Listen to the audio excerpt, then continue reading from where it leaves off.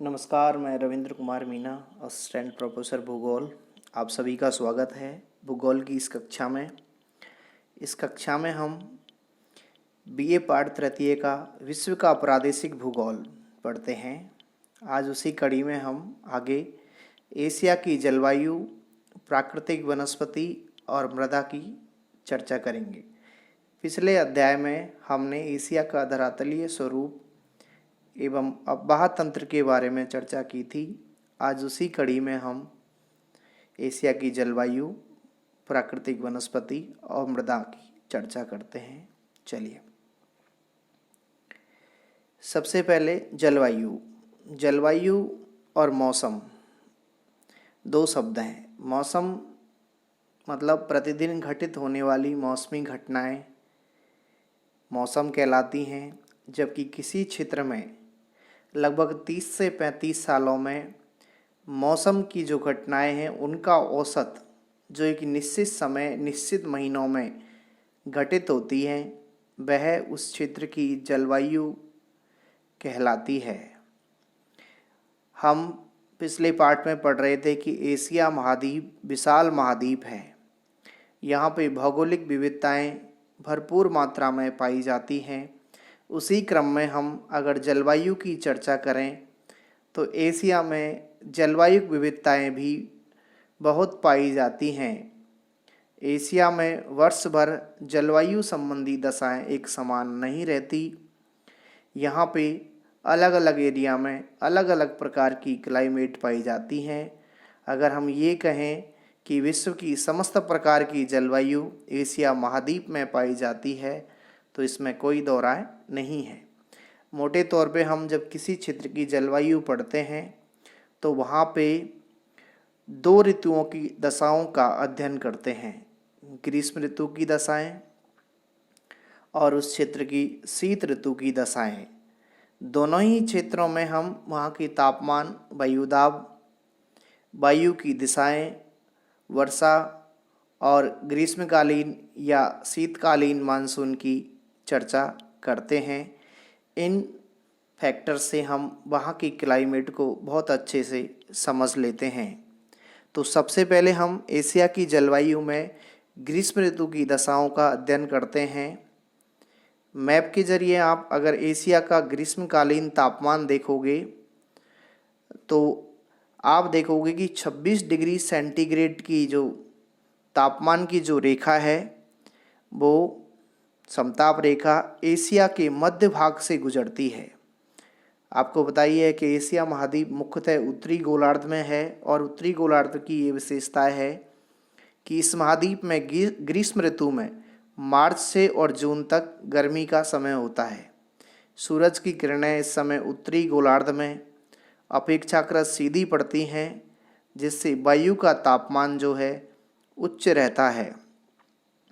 Asia का मध्य और दक्षिणी पश्चिमी भाग इस समय बहुत अधिक गर्म हो जाता है। मध्य एशिया के अगर हम कुछ भागों को देखें कि अरब का मध्य भाग, इराक के मध्य भाग और पश्चिमी भाग भारत का पश्चिमी मरुस्थल और उत्तर पश्चिमी पाकिस्तान में इस ऋतु में औसतन तापमान 45 डिग्री सेंटीग्रेड तक पहुंच जाता है। इसी ऋतु में पाकिस्तान के जैकोबाबाद नगर का तापमान 50 डिग्री सेंटीग्रेड से ऊपर हो जाता है। हम एशिया महाद्वीप की समताप रेखाओं को देखें तो अरब के प्रायद्वीप के आसपास लगभग 32 से 35 डिग्री सेंटीग्रेड की समताप रेखाएं हैं, जबकि मध्य एशिया में 26 डिग्री, उसके ऊपर धीरे धीरे तापमान घटता जाता है। भारत की बात करें तो भारत के पश्चिम तट से लेके आगे म्यांमार, थाईलैंड, इंडोनेशिया होते हुए 26 डिग्री समताप रेखा यहाँ से गुजरती है। ये एशिया का ग्रीष्मकालीन तापमान है। फिर आगे हम चर्चा करते हैं ग्रीष्म ऋतु की ही दूसरी दशा की वायुदाब और हवाएं। आप मैप को देखिए, इस समय निम्न वायुदाब का जो क्षेत्र है वो भारत का पश्चिमी मरुस्थल, पाकिस्तान का एरिया और अरब की जो प्रायद्वीप है वहाँ 999 मिलीबार आपको नज़र आ रहा है। ये सबसे कम वायुदाब का क्षेत्र है। भारत में का पंजाब प्रांत भी इसी में पाया जाता है। ग्रीष्म ऋतु में हम देखते हैं कि तापमान बहुत ज़्यादा हो जाता है, तो वायु का भार और तापक्रम में घनिष्ठ संबंध है। जैसे जैसे तापमान बढ़ेगा वायु का दाब वैसे वैसे ही घटता जाता है। तो इस समय हम देखें कि हिंद महासागर के ऊपर उच्च वायुदाब लगभग 1015 मिलीबार का क्षेत्र पाया जाता है, जबकि एशिया महाद्वीप के जो क्षेत्र हैं, भारत का क्षेत्र है, उस पर कम वायुदाब पाया जाता है। फलस्वरूप हवाएं महासागर से स्थल की ओर चलती हैं, जिसके परिणाम स्वरूप ही भारत में दक्षिण पश्चिम मानसून का आगमन होता है। ये वायुदाब की कमी और अधिकता के प्रभाव से हवाएं चलती हैं। ये एशिया महाद्वीप का वायुदाब है ग्रीष्मकालीन। फिर उसके बाद हम देखते हैं कि ग्रीष्मकालीन वर्षा।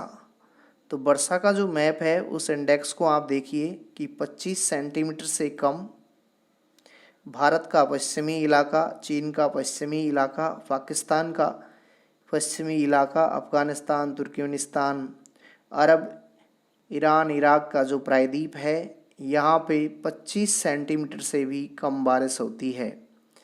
जबकि 25 से 75 सेंटीमीटर के बीच की जो बारिश है भारत के उत्तरी हिस्से से होते हुए चाइना का पूर्वी, रसिया का दक्षिणी हिस्सा, 75 से 150 सेंटीमीटर वर्षा जो है भारत के अधिकतर हिस्से में होती है, इसके अलावा चीन में।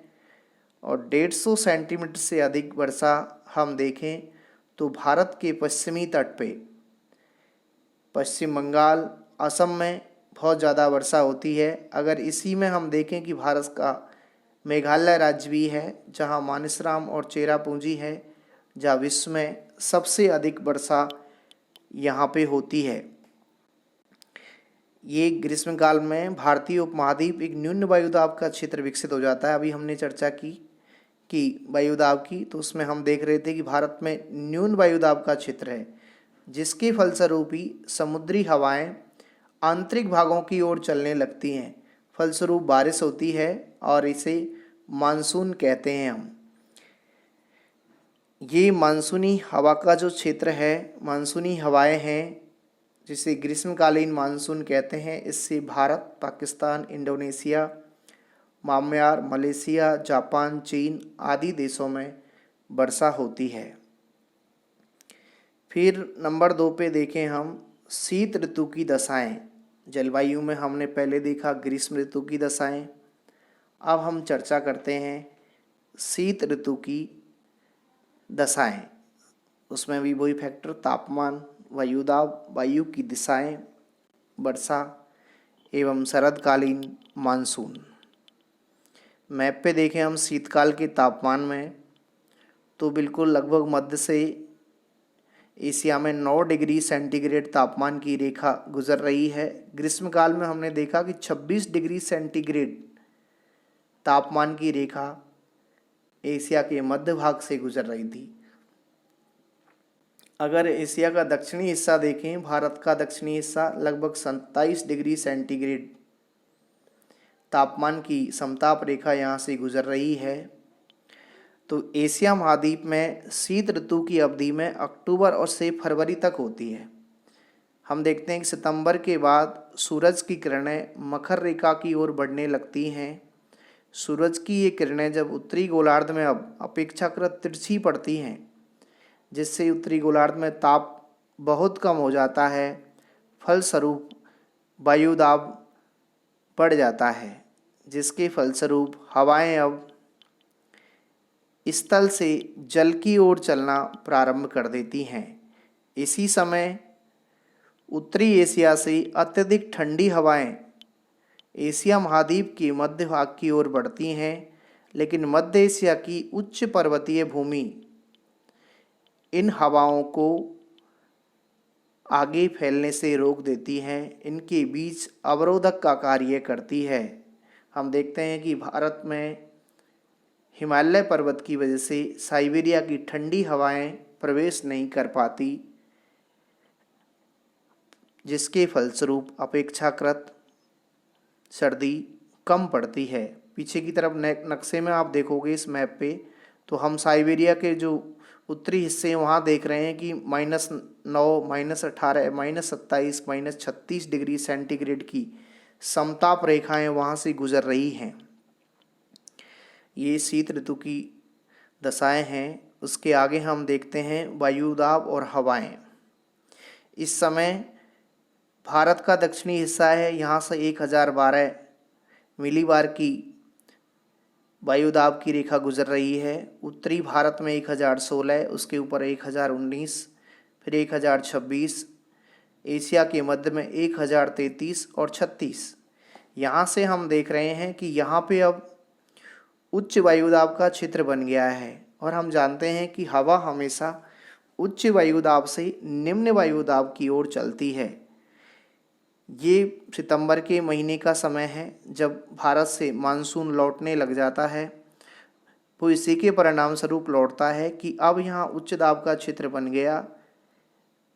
ये क्यों बना? क्योंकि इस समय सूरज जो है मकर रेखा की ओर बढ़ने लग जाता है। फलस्वरूप भारत का जो उत्तरी हिस्सा है या एशिया का मध्यवर्ती हिस्सा है, इसमें तापमान घटने लग जाता है, और जब तापमान घटेगा तो वायुदाब बढ़ेगा, और वायुदाब जब बढ़ेगा तो फिर हवाओं की दिशाएं भी बदल जाएगी, और जैसे ही हवाओं की दिशा बदलेगी मानसून के लौटने का समय प्रारंभ हो जाएगा, क्योंकि अब हवा स्थल से जल की ओर चलेंगी। तो स्थल से जल की ओर जब हवा चलेंगी तो वो शुष्क होंगी, उनसे वर्षा नहीं होगी। इस समय सबसे अधिक जो तापमान है वो वायुदाब है, सर्वाधिक 1036 मध्य एशिया में रहता है। अब आगे देखें हम शीतकाल में वर्षा। तो वर्षा हम देखते हैं कि इसे शरतकालीन मानसून के नाम से भी देखते हैं हम। इस ऋतु में हवा स्थल से जल की ओर चलने के कारण शुष्क और ठंडी होती है, जिससे वर्षा की कोई संभावना नहीं होती है। जब ये हवाएं तटीय हिस्सों से गुजरती हैं, जैसे हम देखते हैं कि भारत में अक्टूबर से दिसंबर के मध्य जो तमिलनाडु का तट है या भारत का जो पूर्वी तट का दक्षिणी हिस्सा है, वहाँ वर्षा होती है। उसका कारण यही है कि जब ये हवाएं उत्तर भारत से दक्षिण भारत की ओर चल रही हैं तो बंगाल की खाड़ी के ऊपर से जब गुजरती हैं तो अपने साथ आर्द्रता ग्रहण कर लेती हैं, जिसके परिणाम स्वरूप अगर ऐसी स्थिति में ऊपर देखें हम दक्षिण चीन सागर, जापान सागर की तरफ, वहाँ पे भी यही स्थिति है। लौटते समय हवाएं आर्द्रता ग्रहण करती हैं, जिससे दक्षिणी चीन का तट, जापान का तट, हिंद चीन का तट, श्रीलंका और भारत के तमिलनाडु के तट पर शीतकाल में वर्षा होती है। वर्षा क्यों हुई है? वर्षा यूँ हुई कि लौटती हुई हवाएं समुद्र से आर्द्रता ग्रहण कर ली इन्होंने। हवाएं तो इस स्थल से जल की ओर ही चल रही हैं, शुष्क हैं, लेकिन जैसे ही ये समुद्री इलाके से गुजरती हैं अपने साथ आर्द्रता ग्रहण कर लेती हैं। देखिए भारत का दक्षिणी हिस्सा, यहाँ 25 से 75 सेंटीमीटर के बीच बारिश हो रही है, जबकि हम द्वीपीय समूह इंडोनेशिया की तरफ के हिस्से को देखें, जापान के हिस्से को देखें तो शीतकाल में यहाँ 75 सेंटीमीटर से अधिक बारिश हो रही है, जबकि एशिया के बहुत बड़े हिस्से में 25 सेंटीमीटर से भी कम बारिश हो रही है। इस प्रकार हमने देखा कि ये एशिया की जो जलवायु है उसको हमने ग्रीष्म ऋतु की दशाएं और शीत ऋतु की दशाओं के अनुसार पढ़ा है। अब इसके आगे हम चर्चा करते हैं कि एशिया की जलवायु का जो सामान्य वर्गीकरण है, general climatic division of Asia, वैसे आपके सिलेबस में व्लादिमीर कोपेन और थॉर्नथेट का भी जलवायु वर्गीकरण है, उनकी चर्चा हम आगे करेंगे। अभी हम इसका सामान्य वर्गीकरण देखें तो एशिया महाद्वीप में पहला हिस्सा है जलवायु में भूमध्य रेखीय जलवायु। आपको पता है कि भूमध्य रेखीय जलवायु कैसी होती है? हॉट एंड ह्यूमिड क्लाइमेट होता है। यहाँ उष्णाद्र प्रकार की जलवायु पाई जाती है, और ये भूमध्य रेखा से दोनों ओर 5 डिग्री उत्तर और 5 डिग्री दक्षिण तक पाई जाती है। इस जलवायु की खास विशेषता ये है कि यहाँ पे प्रतिदिन दोपहर बाद बारिश होती है, तापमान उच्च होता है, यहाँ पे वायु में बहुत आर्द्रता होती है, इसलिए यहाँ का जो क्लाइमेट है हॉट एंड ह्यूमिड होता है, उष्णाद्र प्रकार का। जैसे हम कहें कि बिल्कुल बहुत ज़्यादा ह्यूमिडिटी है या बिल्कुल भी लोगों का पसीना नहीं सूखता है। यहाँ की औसत वर्षा की हम बात करें तो लगभग 200 सेंटीमीटर यहाँ बारिश होती है।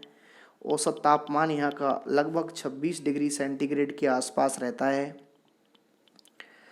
और उष्ण आर्द्र जलवायु के कारण, क्योंकि प्रतिदिन बारिश होती है, इस वजह से यहाँ पे सदाबहार वृक्ष पाए जाते हैं। एशिया में यह, मलाया, श्रीलंका और हिंद एशिया में यह जलवायु पाई जाती है। दैनिक तापांतर में भी बहुत कम अंतर आता है। इस प्रदेश में उत्तरी पूर्वी और दक्षिण पूर्वी व्यापारिक आर्द्र हवाएं चलती हैं, जिससे यहाँ वर्ष भर क्या होती है, बारिश होती है। दूसरे प्रकार की एशिया की, उससे पहले हम एक बार एशिया के सामान्य जलवायु प्रदेश को देख लेते हैं कि अभी हम सामान्य जलवायु प्रदेश ही पढ़ रहे हैं, जिसमें हमने एशिया की जलवायु को 13 भागों में बांटा है। सबसे पहले भूमध्य रेखीय जलवायु बिल्कुल भूमध्य रेखा के पास है। उसके बाद नंबर 2 मानसूनी जलवायु, भारत का अधिकांश हिस्सा इसमें शामिल है। नंबर 3 शुष्क सागरीय जलवायु, शुष्क जलवायु है, भारत का पश्चिमी हिस्सा, अरब का प्रायद्वीप जहाँ मरुस्थल है। नंबर 4 भूमध्य सागरीय जलवायु है, एशिया के पश्चिमी हिस्से में। ईरान तुल्य जलवायु है, ईरान के आसपास के हिस्से में। तुरान तुल्य जलवायु है, ईरान के ऊपर वाले हिस्से में। चीन तुल्य जलवायु है, चीन के हिस्से में। मंचूरिया तुल्य जलवायु है, चीन के ऊपर, जापान कोरिया के पास में, चीन का भी हिस्सा है। पर्वतीय शीत जलवायु है, मध्यवर्ती पर्वत श्रृंखला में पाई जाती है। अल्ताई तुल्य जलवायु है, ये चाइना के ऊपर पाई जाती है। उसके बाद प्रेरी तुल्य जलवायु, टेंगा तुल्य जलवायु और टुंड्रा तुल्य जलवायु साइबेरियाई प्रदेश, आर्कटिक सागर के प्रदेशों में यह पाई जाती है। इसको आप अपने घर एटलस पे और अच्छे से देखें और इनकी लोकेशन को देखें, कहाँ पे किस प्रकार की जलवायु है। तो पहले हमने पढ़ी भूमध्य सागरीय जलवायु, फिर नंबर 2 पे हम देखते हैं कि मानसूनी क्लाइमेट। इस प्रकार की जो क्लाइमेट है, Pakistan, Bharat, Sri Lanka, Myanmar, Burma, Thailand, Hind, चीन, फिलीपाइन, फार्मोसा, जापान आदि देशों में पाई जाती है। इसकी खास विशेषता ये है कि यहाँ वर्षा एक निश्चित ऋतु में होती है। वर्षा की मात्रा और वितरण दोनों ही अनिश्चित है, यानी हम अनुमान नहीं लगा सकते कि कब कितनी बारिश होगी। कहीं पे बहुत ज़्यादा बारिश हो जाती है, कहीं पे बहुत कम बारिश होती है। वनस्पति यहाँ की पतझड़ प्रकार की पाई जाती है। ग्रीष्म काल में यहाँ के जो वृक्ष हैं उनकी पत्तियाँ गिरा देते हैं और वर्षा के समय पुनः इन वृक्षों में पत्तियाँ आ जाती हैं, इसलिए इन्हें पतझड़ी वन कहते हैं।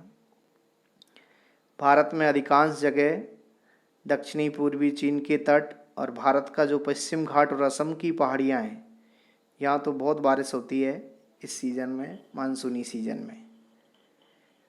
नंबर 3 पे देखें चीन तुल्य जलवायु। इस प्रकार की जलवायु उत्तरी चीन, दक्षिण कोरिया, जापान द्वीप समूह में पाई जाती है। हम देखें कि एशिया महाद्वीप में यह चीन तुल्य क्लाइमेट जो है 30 डिग्री उत्तरी अक्षांश से लेके 45 डिग्री उत्तरी अक्षांश के बीच पाई जाती है। इसकी खास विशेषता यह है कि यहाँ पे उष्ण चक्रवात आते हैं जिन्हें टाइफून कहते हैं और इनसे यहाँ पे घनघोर भारी वर्षा होती है। इसकी ये खास विशेषता है। गर्मियों में पर्याप्त गर्मी, सर्दियों में कठोर सर्दी इस जलवायु की मुख्य विशेषताएं हैं। नंबर 4 हम देखते हैं उष्ण मरुस्थलीय शुष्क जलवायु। इस प्रकार की वनस्पति एशिया महाद्वीप के दक्षिणी पश्चिमी भाग में, सऊदी अरब, थार का मरुस्थलीय भाग, सीरिया, पश्चिमी इराक आदि क्षेत्रों में पाई जाती है। इसकी विशेषता ये है कि यहाँ पे वर्षा कम और उच्च तापमान, जिसकी वजह से यहाँ शुष्कता बहुत होती है। ग्रीष्म काल में यहाँ पे दिन भर गर्म हवाएं और धूल भरी आंधियाँ चलती हैं। राजस्थान में इन्हें लू के नाम से जाना जाता है। इन क्षेत्रों की एक और विशेषता है, अगर रात्रि के समय आसमान साफ हो, स्वच्छ हो, तो तापमान अचानक से गिर जाता है। इसलिए उष्ण मरुस्थलीय जो शुष्क जलवायु के क्षेत्र हैं, यहाँ की रातें ठंडी होती हैं। नंबर 5, भूमध्य सागरीय जलवायु। आपको विदित है कि ये मेडिटेरियन सी क्लाइमेट है जो खट्टे फलों के लिए जानी जाती है। इस जलवायु को हम रोम सागर जलवायु भी कहते हैं। तुर्की, लेबनान, इजराइल, जॉर्डन, साइप्रस आदि देशों में इस प्रकार की क्लाइमेट पाई जाती है। ये सारी देश एशिया के पश्चिमी भाग में स्थित हैं। यहाँ गर्मियों में तो बहुत गर्मी होती है और सर्दियों में यहाँ पे बारिश होती है। यह इस जलवायु की प्रमुख विशेषता है। फिर इसके आगे हम देखें ईरान तुल्य जलवायु। तो ईरान तुल्य जलवायु ईरान, पूर्वी इराक, अफगानिस्तान में पाई जाती है। इसकी विशेषता ये है कि गर्मियों में यहाँ उच्च तापमान और शुष्कता होती है और सर्दियों में यहाँ पे कठोर सर्दी पड़ती है। ये यहाँ की प्रमुख विशेषता है। औसत वार्षिक वर्षा 25 सेंटीमीटर है। वर्षा की कमी के कारण यह जलवायु प्रदेश शुष्क है। गर्मियों में यहाँ तापमान 45 डिग्री सेंटीग्रेड तक पहुँच जाता है, जबकि सर्दियों में 0 डिग्री सेंटीग्रेड से भी कम हो जाता है। रात्रि में यहाँ ओस और कोहरा पड़ता है। फिर नंबर 7, तुरान तुल्य जलवायु। तुरान तुल्य जलवायु महाद्वीप एशिया के आंतरिक भागों में पाई जाती है। एशिया महाद्वीप बहुत बड़ा है, आंतरिक भाग समुद्र से बहुत दूर हैं, इस कारण यहाँ पे सागर का जो प्रभाव है बिल्कुल नगण्य है। अतः तुरान तुल्य जलवायु पूर्णतः महाद्वीपीय जलवायु है। यहाँ पे तीव्र गर्मी पड़ती है, कड़ी सर्दी पड़ती है और अति न्यून वर्षा इस जलवायु की खास विशेषताएं हैं। ग्रीष्मकाल में तापमान 40 डिग्री सेंटीग्रेड तक पहुँच जाता है। सर्दियों में तापमान हिमांक से नीचे गिर जाता है। वर्षा केवल गर्मियों में होती है, शीत ऋतु में बहुत कम होती है। नंबर 8 पे देखें हम मंचूरिया तुल्य जलवायु। तो मंचूरिया, उत्तरी जापान, उत्तरी कोरिया, सकालन द्वीप में इस प्रकार की जलवायु पाई जाती है। साधारणतः यहाँ गर्मी जबकि कठोर शीत, गर्मी कम है लेकिन शीत ज़्यादा है। वार्षिक तापांतर की यहाँ अधिकता है। यह इसकी प्रमुख विशेषताएं है। ग्रीष्मकाल में यहाँ का औसत तापमान 22 डिग्री सेंटीग्रेड होता है और औसत वर्षा 35 डिग्री सेंटीग्रेड रहता है। नंबर 9, तिब्बत तुल्य जलवायु। इस प्रदेश का विस्तार तिब्बत पामीर के पठारी भाग में है। दोनों पठार चारों ओर से पर्वतों से घिरे हुए हैं। इस कारण जलवायु की अति विषमता है। यहाँ पे गर्म व लघु ग्रीष्मकाल है और कठोर और लंबा यहाँ पे शरदकाल है। इसकी एक खास विशेषताएं हैं क्योंकि दोनों ही समुद्र तल से लगभग 3500 मीटर से ऊंचे हैं। यहाँ ग्रीष्मकाल में तापमान 20 डिग्री सेंटीग्रेड के निकट रहता है, जबकि शीतकाल में हिमांक बिंदु से नीचे चला जाता है। फिर देखिए हम एल्टाई तुल्य जलवायु। तो एशिया महाद्वीप के मध्य भाग में एल्टाई पर्वतमाला के निकटवर्ती भागों में इस प्रकार की जलवायु पाई जाती है। यहाँ सामान्य व लघु ग्रीष्मकाल तथा अति कठोर और लंबा शीतकाल इस जलवायु की खास विशेषता है। यहाँ जो वर्षा है ग्रीष्मकाल में होती है और वर्षा जो है बर्फ और जल दोनों ही रूपों में होती है। आगे हम नंबर 11 पे देखते हैं प्रेरी तुल्य जलवायु। इस प्रकार की जलवायु को हम मध्य अक्षांशीय महाद्वीप या स्टेपी जलवायु के नाम से भी जानते हैं।